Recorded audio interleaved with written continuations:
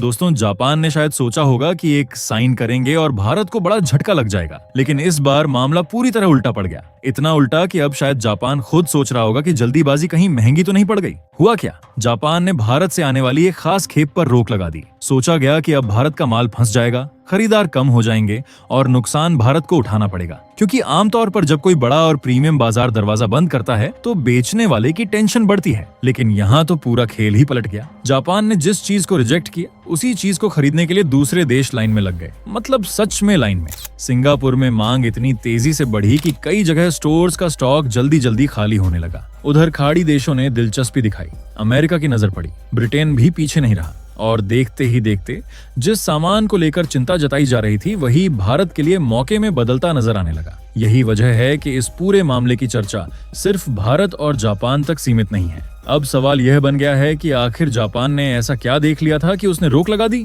और दुनिया के बाकी देशों ने ऐसा क्या देख लिया कि वही प्रोडक्ट हाथों हाथ उठाने लगे। क्योंकि यहाँ मामला किसी साधारण एक्सपोर्ट का नहीं है। यहीं पर पूरी कहानी दिलचस्प हो जाती है। एक तरफ जापान है जिसने ब्रेक लगा दिया और दूसरी तरफ दुनिया के कई बड़े बाजार हैं जो उसी चीज को अपने यहाँ मंगाने के लिए उत्सुक दिखाई दे रहे हैं। तो आखिर ऐसा कौन सा भारतीय प्रोडक्ट है जिसने पूरा खेल ही पलट दिया, और क्या जापान ने जल्दबाजी में ऐसा फैसला ले लिया जिसका पछतावा उसे बाद में हो सकता है? चलिए अब पूरी कहानी समझते हैं, लेकिन उससे पहले प्लीज सभी दोस्त लाइक और सब्सक्राइब करके हमारी घंटों की मेहनत को जरूर से सफल बनाइए। दरअसल दोस्तों, सबसे मजेदार बात यह है कि पूरा मामला किसी हथियार, तेल या अरबों डॉलर की डील का नहीं है। ये मामला है भारतीय आम का। जी हाँ, वही आम, अल्फांसो, केसर, लंगड़ा और बंगनपल्ली, जिनके सीजन का इंतजार भारत में लोग वैसे ही करते हैं जैसे क्रिकेट फैन आईपीएल का करते हैं। लेकिन इस बार आम सिर्फ स्वाद की वजह से नहीं बल्कि इंटरनेशनल ट्रेड की वजह से चर्चा में है। हुआ ये कि जापान ने भारतीय आमों की कुछ खेपों पर अचानक रोक लगा दी।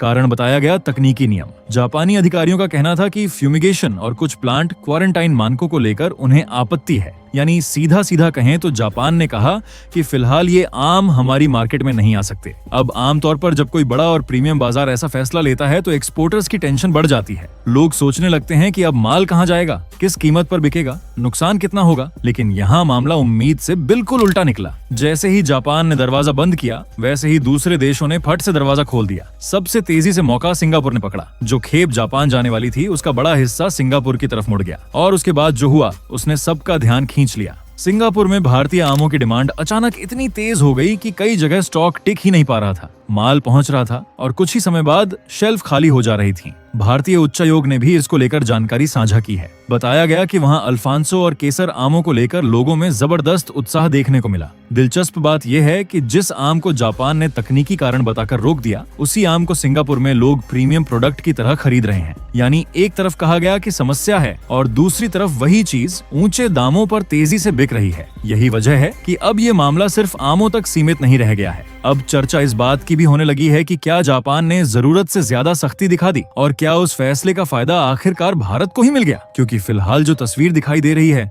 उसमें नुकसान से ज्यादा फायदा भारत की तरफ जाता नजर आ रहा है। लेकिन दोस्तों, कहानी सिर्फ सिंगापुर तक रुकने वाली नहीं थी, क्योंकि जैसे ही जापान ने पीछे कदम खींचा बाकी देशों ने मौका पकड़ लिया। और शायद यही चीज जापान ने शुरुआत में सोची भी नहीं होगी, क्योंकि कई बार मार्केट में ऐसा होता है कि एक देश किसी प्रोडक्ट पर सवाल उठाता है और बाकी दुनिया उसी प्रोडक्ट के बारे में और ज्यादा जानने लगती है। कुछ वैसा ही यहाँ भी देखने को मिला। भारतीय आम पहले से ही दुनिया के कई देशों में पसंद किए जाते थे, लेकिन इस पूरे मामले के बाद इनकी चर्चा और बढ़ गई। अमेरिका और ब्रिटेन जैसे देशों में पहले से भारतीय आमों की अच्छी मांग थी, लेकिन अब वहाँ के इंपोर्टर्स और ज्यादा एक्टिव दिखाई दे रहे हैं। नई डील्स हो रही हैं, नए ऑर्डर्स दिए जा रहे हैं और कोशिश यही है कि सीजन खत्म होने से पहले ज्यादा से ज्यादा भारतीय आम वहां पहुंच जाएं। उधर खाड़ी देशों का तो अलग ही मामला है। यूएई, कतर, कुवैत और सऊदी अरब में भारतीय आमों का क्रेज कोई नई बात नहीं है। हर साल वहां बड़ी मात्रा में भारतीय आम पहुंचते हैं और कई जगह तो लोग सीजन का इंतजार करके बैठे रहते हैं।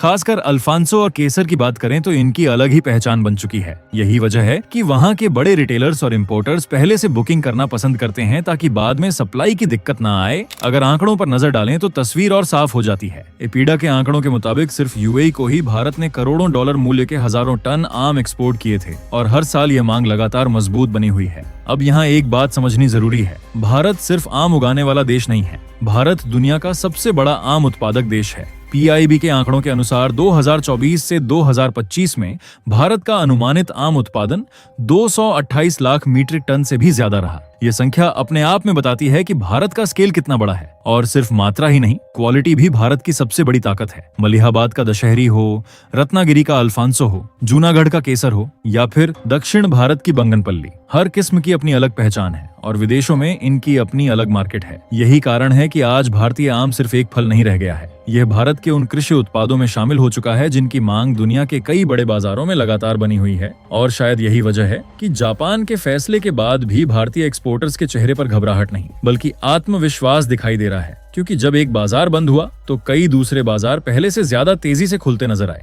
दोस्तों, एक बात तो अब बिल्कुल साफ दिखाई दे रही है, भारतीय आम सिर्फ एक फल नहीं रह गया है, यह अपने आप में एक ब्रांड बन चुका है। और शायद यही बात दुनिया के कई बड़े बाजारों को अब समझ आ रही है। भारतीय मिट्टी, यहाँ का मौसम, यहाँ के बाग और किसानों की मेहनत, इन सबका जो कॉम्बिनेशन बनता है उसे किसी लैब में तैयार नहीं किया जा सकता। इसीलिए आज भी जब प्रीमियम आमों की बात होती है तो दुनिया की नजर सबसे पहले भारत की तरफ ही जाती है। अब सवाल ये है कि क्या जापान को अपने फैसले का एहसास होने लगा है? देखिए, ये कोई छोटी मार्केट नहीं है। जापान में प्रीमियम फलों के लिए लोग अच्छी खासी रकम खर्च करते हैं। वहाँ का ग्राहक क्वालिटी को लेकर काफी सीरियस रहता है। ऐसे में जब वही ग्राहक देख रहा है कि सिंगापुर में भारतीय आम हाथों हाथ बिक रहे हैं, अमेरिका ज्यादा ऑर्डर दे रहा है, ब्रिटेन में मांग बढ़ रही है और खाड़ी देशों में पहले से ही इनके लिए जबरदस्त क्रेज है, तो जाहिर सी बात है कि सवाल जापान के अंदर भी उठेंगे।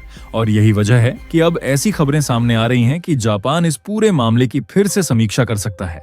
अगर ऐसा होता है तो हैरानी बिल्कुल नहीं होनी चाहिए, क्योंकि मार्केट में आखिरकार वही टिकता है जिसकी मांग होती है। और इस समय मांग किसकी है, उसका जवाब पूरी दुनिया दे रही है। दोस्तों, एक और दिलचस्प बात यहाँ देखने को मिल रही है। जिन किसानों को कभी अपनी फसल के सही दाम की चिंता रहती थी, आज वही किसान ग्लोबल डिमांड का फायदा उठाने की स्थिति में दिखाई दे रहे हैं। क्योंकि जब बड़े बड़े अंतर्राष्ट्रीय ऑर्डर आते हैं तो उसका सीधा असर गांवों तक पहुंचता है, कमाई बढ़ती है, निर्यात बढ़ता है और सबसे बड़ा फायदा उस किसान को मिलता है जिसने पूरे साल मेहनत की होती है। यानी इस पूरी कहानी में असली जीत अगर किसी की है तो वह भारत के आम उत्पादक किसानों की है। अब यहाँ मैं आपकी राय जानना चाहता हूँ, अगर जापान आने वाले समय में फिर से भारत के आम खरीदना चाहता है तो क्या भारत को अपनी शर्तों पर बात करनी चाहिए या फिर पुराने तरीके से सब कुछ सामान्य कर देना चाहिए? नीचे कमेंट करके अपनी राय जरूर बताइए। और अगर आपको लगता है कि भारत के किसानों की मेहनत और भारतीय प्रोडक्ट्स को दुनिया में जो पहचान मिल रही है उस पर और लोगों को भी जानकारी होनी चाहिए, तो इस वीडियो को शेयर जरूर कीजिए। वीडियो पसंद आई हो तो लाइक करना मत भूलिएगा। और अगर आप ऐसी ही जियोपॉलिटिकल, ट्रेड और इंटरनेशनल रिलेशंस की अपडेट्स